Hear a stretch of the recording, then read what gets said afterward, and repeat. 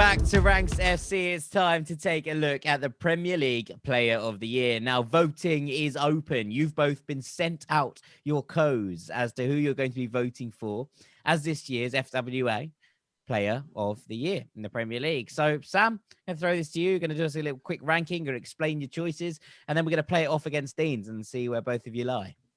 Yeah, so first of all, I have received my code to vote, but I always wait to the very, very, very, very last moment because fundamentally, I don't really know why I would vote with like 8 games remaining. However, this stuff needs to be done in accordance with the end of the season protocol so that they can have a nice awards dinner basically as the season finishes. So they need to get it in order. But the PFA Player of the Year vote works the same way, doesn't it, Dean? The slips are sent out about now. Yep. I don't really know why, but ultimately the last 4 weeks, they don't really count. So what's happened so far is the most important thing. And this is when we take stock of it. So I've done a top 5. It was really difficult, guys. Like, it really did. I hated this task. as I always do. You set me a task, a big ranking, and I grow to despise it as I look into it. But I'm going to start at number 5, and we're going to start with a bang. You are going to hate this. At number 5 is João Cancelo of Man City. Nice. Well, I've gone. Well, I will go. I don't hate it, but it's interesting. I expected some visceral. Well, no, it's not. It's not offensive, is it? Because he's had an unbelievable season. I just don't think he'll win Footballer of the Year. I'm only offended that he's actually this low. Well, look, I mean, he's not going to win it. Obviously, he's not going to win it. I put him at 5, so it means I don't think he deserves to win it. However, I want to throw his name into the conversation because he is one of the few players in football nowadays that I genuinely marvel at. That he plays 3 or 4 positions at the same time, okay? And let's draw a comparison with someone who was being talked about at Manchester City in glowing terms, in Player of the Year terms, even more so than Cancelo, in Rúben Dias. And I would argue that if you want to split these two up, and I did have to basically pick between Cancelo and a couple of other City players, if you can argue that Dias is made by the system, which I think you possibly can. I think the tactical system and the way City defend will always mean that centre-backs look pretty good, if not excellent. That's not to take anything away from Dias. It's just how I view City's system, defending as a unit. Well, let's say that Cancelo maybe makes the system. So if Dias is made by it, Cancelo is the system. I mean, his crossing, his two-footedness, his shooting, his overlaps, his underlaps, his playmaking, his defending, the fact that he plays like right centre-back, right midfield, right wing-back, right centre-mid, and then sort of gets into the box as well to attack. He can switch sides during games and just cause absolute carnage. He just looks, even in a City team, he just looks like a class above technically and with regard to his anticipation, his understanding of the game. Like City look very different this year. They look like a real beast, an animal. I don't think that City look like this without Cancelo. I just don't think it can work, this new system. I have to take the opportunity to kind of praise Cancelo for that because he's a fullback. He's not going to be in this conversation, grand scheme. People are not going to talk about this. But I think he's been unbelievable. Yeah, no, I think that's fair enough. I actually like your system analogy. I would go for a second Game of Thrones analogy in this podcast, and I would call him the Kingmaker, because I think you're absolutely spot on. I think the fact that this system works so beautifully is based on the fact that Cancelo can do everything. That he is this Swiss Army knife. Here we go. Here we go. That can slot in anywhere, and the fact that he plays on either side and sort of sits into the midfield in the way that you could only talk about. There are only a few fullbacks in world football who can make that transition, right? Who could jump up into that midfield and look comfortable. And I think weirdly, more centre midfielders would look comfortable at fullback than fullbacks would look comfortable in centre midfield. And you're talking about Philip Lahm, you're talking about Joshua Kimmich, and you're talking about João Cancelo. That's the kind of player we're talking about here. And actually, when you give that credit, maybe Javier Zanetti should probably be in this conversation, a player that was very capable of doing both. But right now, Cancelo and Kimmich are those two players. And often talk about Kimmich as being one of the most complete midfielders in the world these days. And I think Cancelo has operated in such a way for City this season that without him, the entire house of cards may well fall down. I take your point here, Sam. I'm going to reveal already my number 5 because it is related. And I did have Rúben Dias as my number 5 just because... Cancelo hater. Cancelo hater. Just because of the impact. And I was thinking, like, imagine if Man United had actually gone through with their interest of Dias when they were looking at him. Or imagine, I don't know, Arsenal would signed him. Like, there are so many teams that could have had this impact. I understand that he's probably done this well because of the way that Guardiola sets up his team. That's, you know, it helps when you play for the actual best football team in the league to start with. But, you know, the fact that he's built this great partnership with Stones and stuff, I've just been really impressed by it. And I'll be surprised if he doesn't get quite a few votes, and probably actually will get more votes than Cancelo when it comes to the actual voting. I think he will, yeah. And look, I didn't want to discredit Dias there at all. I was just trying to use that as an example of how important I think Cancelo probably is. And like City's clean sheet record, what's different? What's different this season to last season in terms of personnel that has made them so strong defensively? Was two things. It's Dias is a newcomer and John Stones has come back from the brink. So those two storylines are much more enchanting than actually Cancelo looks quite a lot like Philip Lahm. And it's just the way narratives work. We know it as well as anybody. Yeah, I'm obviously a huge fan of narrative, but look, Rúben Dias has proved a lot of people wrong, and we were slightly concerned, Sam, with him coming into this side. I think, and just the way that he set up and the way that we're concerned that City were playing before in terms of the high line that might catch him out and not be able to actually slot in. Now, Guardiola has adapted his system in the way that brilliant coaches do, because he has seen the qualities that Rúben Dias brings to the table and has played into them. And it's been a miraculous partnership, as you say, with Stones, and City's defensive nous this season has been nothing short of absolutely spectacular. Basically, what I'm saying here is that Rúben Dias needs incredible credit, because there were some people who were concerned about whether he would fit or not into this City team, and he has slotted in like a glove.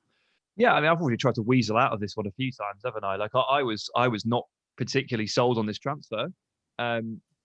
Okay, admittedly, Pep has changed a few things to make sure this works, and I can't foresee that. Like, I can't tell the future, but based on what City had and how they were playing, I didn't really like the Dias fit at all. I definitely didn't like the way that he defended big spaces, which is obviously part of the remit of a City centre-back. I didn't think he was particularly good at it. There's an argument to suggest that he's still not that good at it. It's just that City have condensed the space. But ultimately, in his first year in the Premier League, off a big price tag in a pandemic hit season, which has seen multiple new signings crumble under the pressure of personal circumstances and difficulties in their life, which is understandable, Dias has been basically perfect. And ultimately, you have to give him that credit. Absolutely. Right, should we go to 4? Yeah, we're going to 4, and we'll stay with City. And I tried not to galaxy brain this one, boys. Kevin de Bruyne. Sometimes I think we can be guilty of overthinking things, and sometimes I think there is an element of consistent brilliance which is potentially overlooked, where players like De Bruyne in this conversation, I think, will suffer, and players like Mohamed Salah have in the past. And by the way, Salah, spoiler alert, he's not in my list. And I don't think he'll be in many people's lists as a result of how Liverpool's season has panned out. But Mo Salah, bar the odd kind of touchline strop after being subbed off, is on 18 goals this season. He's been, once again, very, very good. But we do tend to undermine this consistent brilliance sometimes in the search of newer storylines, don't we?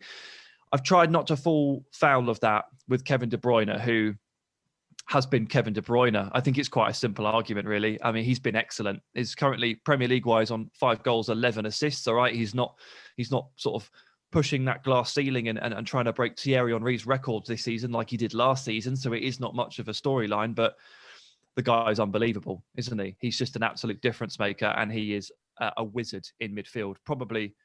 Possibly one of the best crosses. Yeah, one of the best crosses in the world. I was going to say the best, but you see some research on that. I think it's just automatic. Just the level is consistently 8 or 9 or 10. The thing is, so Kevin de Bruyne is the best footballer in the Premier League. He is, isn't he? And it feels weird not to put him in this list because of that, right? If he's playing well and he's the best.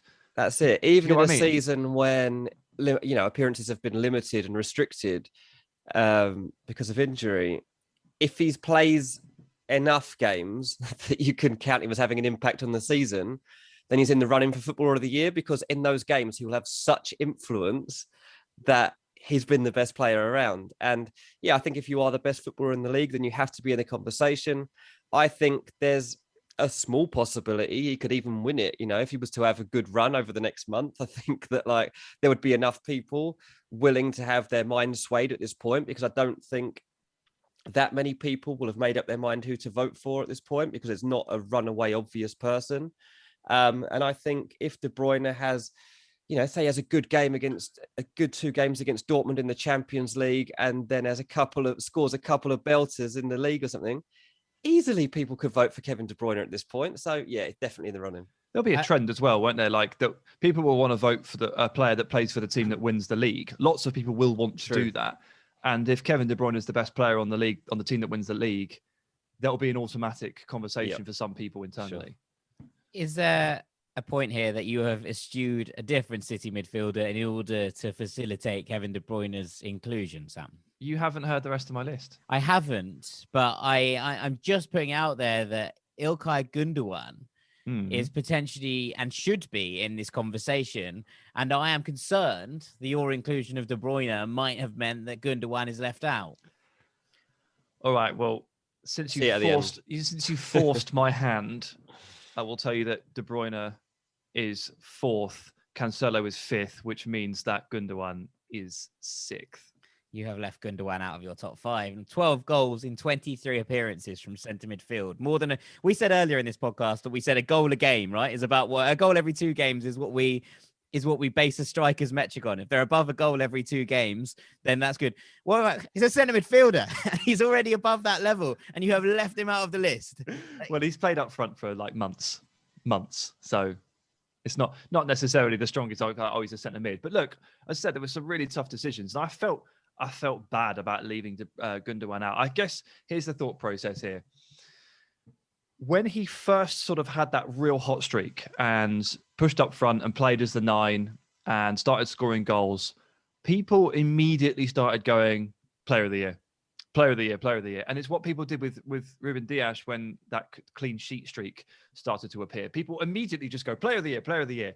And what it does is it provokes this kind of reaction from me, which is like, don't be stupid. Like, don't be so reactionary. Don't subscribe to the flavor of the month. And the truth is that Gündogan's brilliance continued. Like, it did. He wasn't just hot for a month. He's been sensational for 3 or 4 months.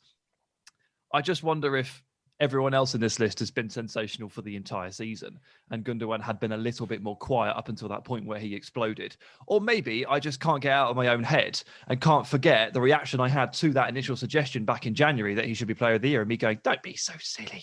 Yeah. You never know with these things. Dean, have you got him in your list? I have, yeah. I've got 3 Man City players. And none of them, like, they are literally 3, 4, and 5 in my list. So Gündogan, I actually had KDB at 3 just because I think it's a better footballer, and Gündogan was at 4. But yeah, like in terms of influencing a season, of course he has to be in this conversation, and you know the importance of his goals were ridiculous, and also the unexpectedness of it as well to take up that role and actually deliver on a weekly basis. The fact I just waited for it to end, and no one else in my FPL league did, has cost me dearly because everybody else jumped straight on the train and I didn't. Yeah, he's in it. And as Sam says, people do like to vote for a player from a team that's won the league. And that's why I've got 3 City players in here, because obviously they're going to win the league. And the chances are, if people Sam's throwing Cancelo into the mix as well, but there's 4 players there that people are going to be voting for. Also, John Stones will get some votes because he will actually, his return. So there's 5. Oh yeah. What's weird is that, in a season that Man City have dominated so heavily, and Raheem Sterling, they had a good season. Actually, they've won the league really without Sterling finding barely any form, and De Bruyne being in and out. That's their 2 biggest players, and Aguero not playing at all. So that's their 3 biggest players, really. They've won the league without all 3 of them really hitting top form. I think that's potentially why I would have, if I had a vote, I don't get a vote, I would have Gündogan ahead of De Bruyne, because, as you say, he's been in and out. And De Bruyne is unbelievable. I would take absolutely no umbrage with the statement earlier that he's the most talented player in the Premier League. I think it's completely correct. But when he was out, when he was injured, when he wasn't stepping up, Ilkay Gündogan was the man that took on that mantle. And I don't think anyone was expecting that. And that's the reason consistency-wise, I would have him in ahead of De Bruyne this season. You're such a narrative merchant. I am a narrative merchant. Is this the first time you've realised this? We've been doing this pod for like 2.5 years, and you've only just realised that I like narratives. Jeez, you need to pay attention. Who's in at 3? This is the Narrative FC podcast after all. Okay, in at number 3, and this is where it starts to get pretty serious. I have gone for Bruno Fernandes of Manchester United.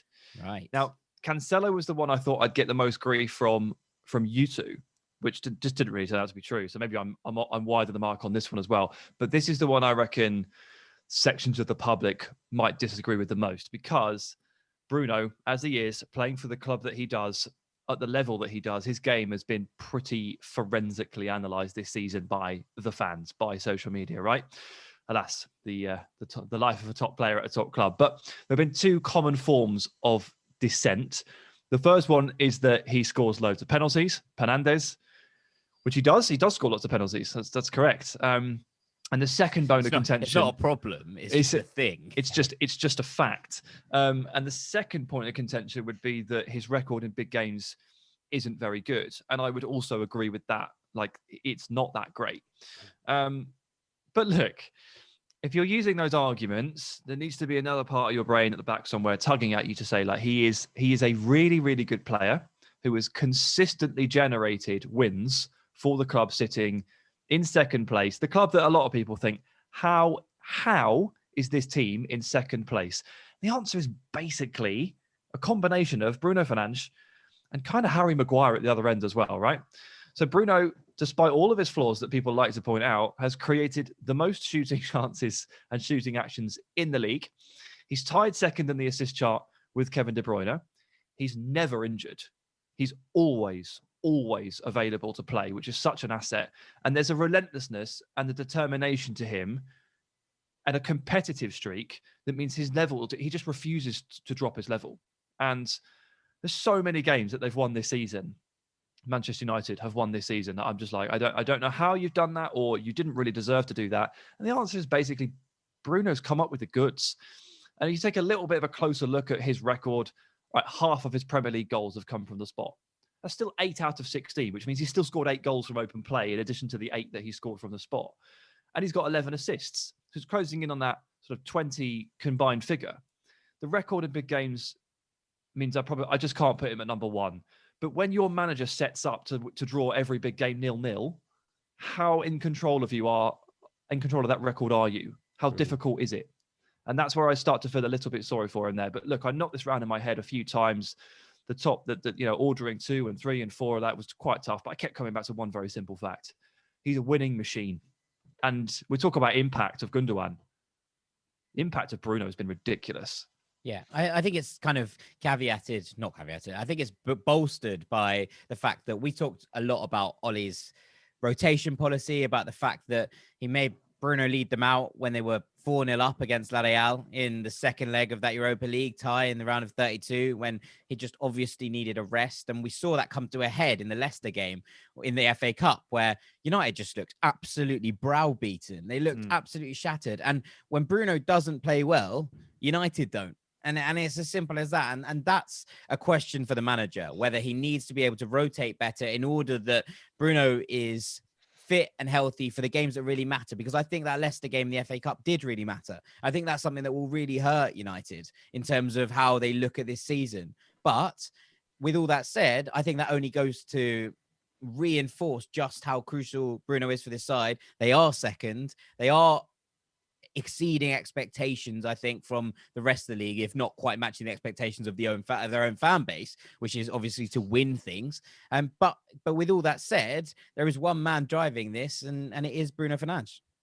Yeah, like you say, like he's always there, and that's what's so impressive as well about him. Like, started 29 of 30 Premier League games this season at a time when almost every manager has complained about the pressure that players are put under in this scheduling and playing every 3-4 days. There's barely any other players in the Premier League that would have been able to play this consistently. And bearing in mind, he also started 5 of their 6 Champions League games and started all 4 of their Europa League games as well so far.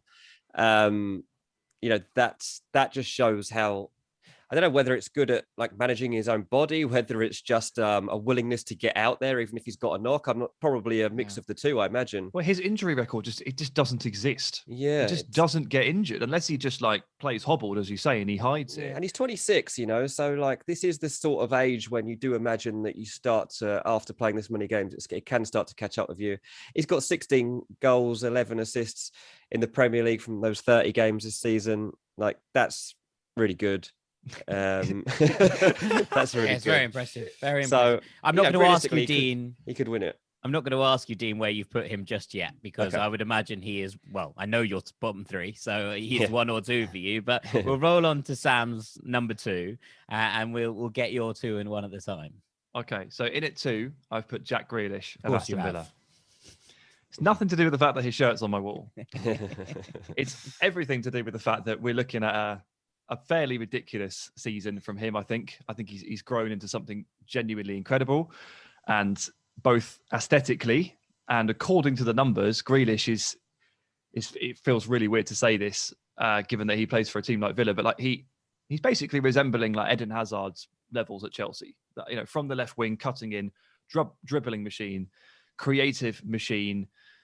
Before he got injured for a roughly 6 or 7 game stretch now, and it is supposedly about to return, but they've been saying that for a while. He was top of the Premier League for, you know, like shooting chances created for others, and he's only just been overtaken by Bruno Fernandes, you know, after his 6th game injured. He has 6 goals and 10 assists himself. By now, if he wasn't injured, he'd 100% have hit that double mark, 10 and 10, and he probably still will for the end of the season as well. He's obviously developed that killer instinct. And I don't think there's another player on this list that can pick the ball up midway through his own half and just take on like not 1 or 2 players, but like 5 or 6 players and fashion a scoring chance. We've multiple times this season, we saw it against Leicester, we saw it against Burnley, there's been a couple of others, I can't quite remember the clubs, where he'll just take the ball and he'll just dribble around pretty much everybody on the pitch and either shoot or create a shooting chance. The power in these runs, in addition to the silkiness and the change of direction and the deceleration and reacceleration that Grealish can provide, there's barely anybody in the world that can really match this. And De Bruyne probably has the same thrust to his dribbles in a straight line, but he can't mix in the quick feet and the change and the turn that Grealish does. And he's been a marvellous watch. And I guess maybe very handily for this conversation, we've actually got a really clear picture of what Aston Villa are with him and what they are without him. And they're pretty rubbish without him. They're not only just like soulless and joyless, but they also just like don't function properly. And we can now compare them with and without him, and we can see just how much he lifts everybody else and just how much of an impact he makes on an individual level. Yeah. He's unbelievable. I think this is potentially high, Sam. And I don't mean that in a negative. You know how much I love Jack Grealish, even with his desperate attempts to make me hate him.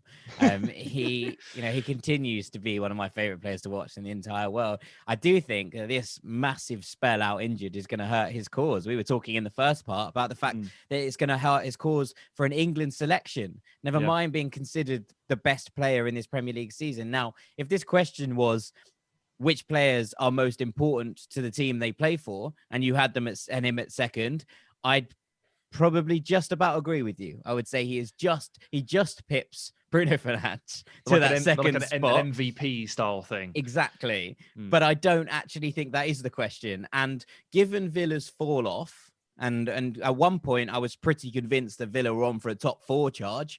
They looked like a side capable of doing that. At one point I made the point that they were probably behind Man City, the most complete side to watch in the Premier League at a time, and they felt like the side most in control of their own destiny in many ways. I don't think that's been the case since Christmas, really. And I know that coincides with Grealish's injury and his problems, but I do think that fall off is going to hugely damage his chances of being anywhere near this award. Yeah, I think the mass voting won't have him in the top 5. But I've tried to use the same kind of logic across the board, which is like a matter of sort of some consistency and level of performance and importance as well. I know it's not quite MVP, but there is a shade of that in this. There has to be, because you have to be one of the best players. You have to be one of the most important players. And he's got roughly the same number of appearances as Kevin de Bruyne and Ilkay Gündogan in the league. And pound for, like, in terms of value of importance and performance levels, he's matching them, if not bettering them. And he's dragged the team that finished 17th last season into what you just described as a potential top 4 challenge until he got hurt, which is absolutely ridiculous. Yeah. Like, it's ridiculous. And if he didn't get hurt and he was continuing to drag that team towards the top 4 challenge, I would suggest that he would be very much within this list, but that's not the case. Dean, I would imagine you don't have Jack Grealish in your top 5. I don't know. I mean, my list was made up of players I genuinely think would have a shout of winning it. I think Grealish will get some votes because, and so he should. And ultimately, he's unbelievable. Because, most people voting will be English, and there are people that just like to vote for English talent, and I understand that.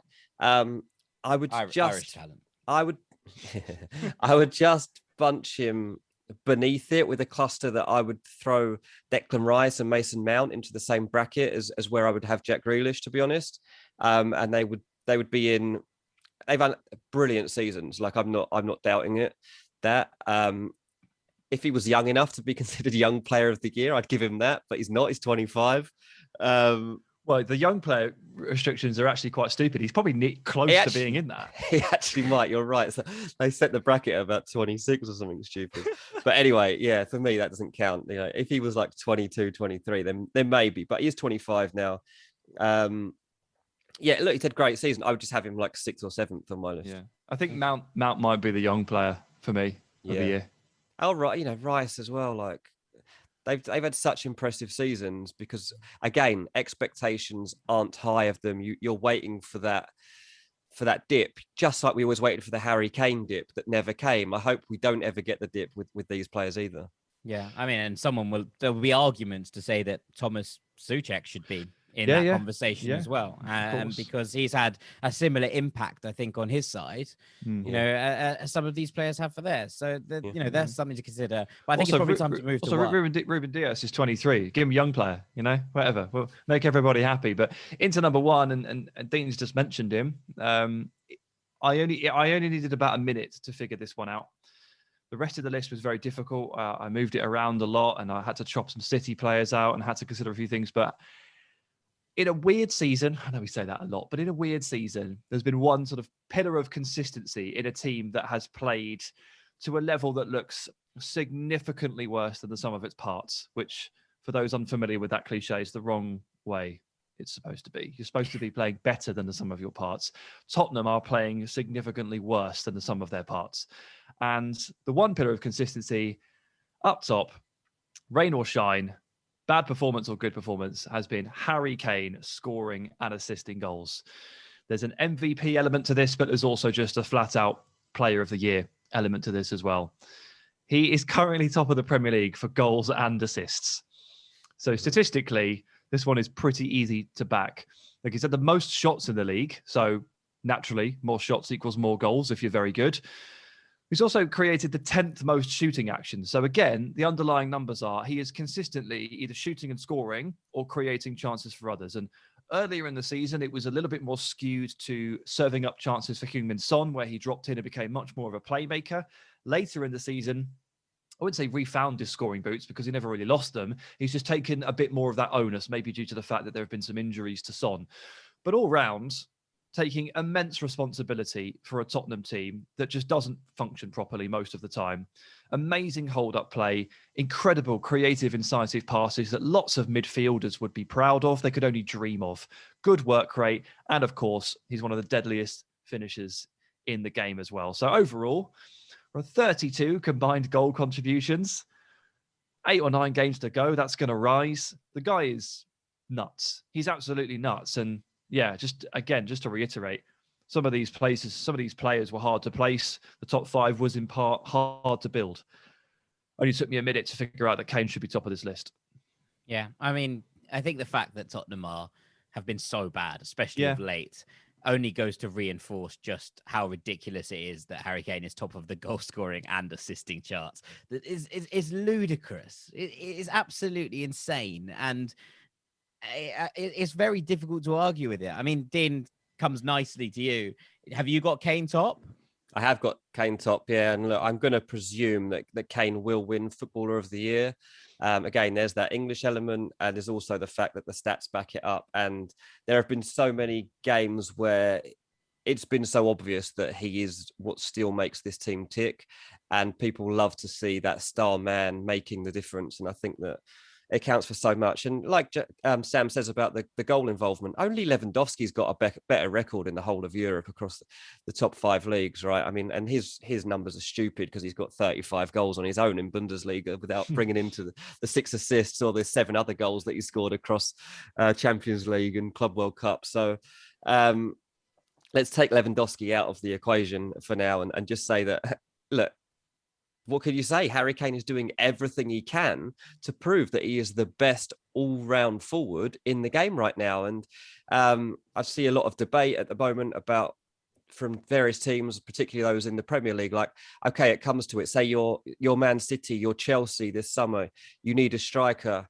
You can go for Haaland, but you could also get Kane. Who would you go? And the fact that's the conversation just goes to show how good this guy is, because I think a lot of those people would still choose Kane because he's got so much to his game beyond just the goals. There's that work rate and that it just never stops working for the team defensively. And he'll drop into those deep positions, which he's done so often this season, played almost that like quarterback role and just dropped into his own half at times and pinged balls out to Son or whoever it is that's made the run.